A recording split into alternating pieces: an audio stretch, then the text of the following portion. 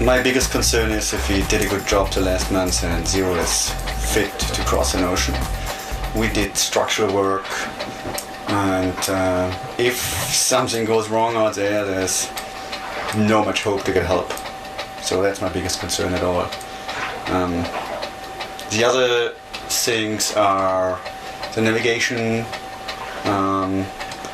We planned the route to go southwest until we hit the 20-degree line. Then we go straight west, pretty much straight west, and yeah, we will hit Hawaii one day. So that's pretty easy. We don't have any weather reports out there. Our weather forecast is 1 week, due to 1 week. There are no tropical depressions right now, but if something changes out there, we have to take what we get. It's nothing else. We have a barometer, we have a storm glass.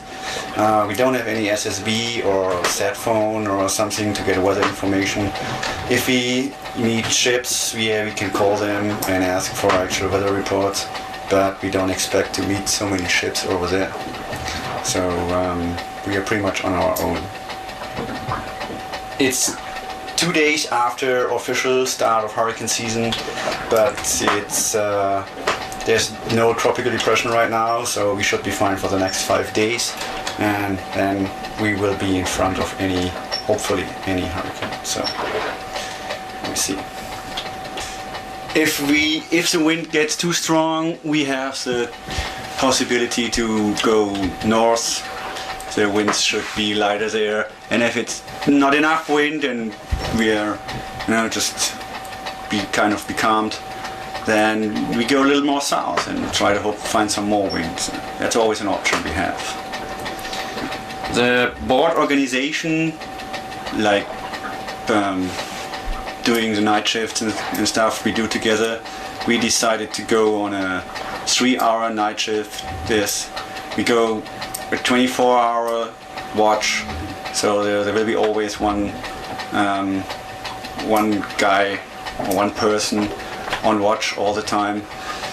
This 3-hour model turned out to be working pretty good with our 3-people crew, and we decided together, I don't want to set the rules all by myself, so we decided together not to go on the foredeck during night if there's not at least another person on deck as well. So safety comes first, and we do wear a small tiny light which is automatically activated by water, so if someone goes overboard there's a slight chance to find it back with these strobe lights. We have life jackets and harnesses, of course. We plan to wear them only if the weather gets rough, what hopefully not happen too often. Provisioning is mostly in Rebecca's hands. We have enough water, so our tanks are filled up right to the top. We have enough fuel, and we have enough food. I wanted to have a 5 kilo pasta and 5 kilo rice reserve, so this is extra, stays on the boat. It lasts forever, and if something goes wrong, we take longer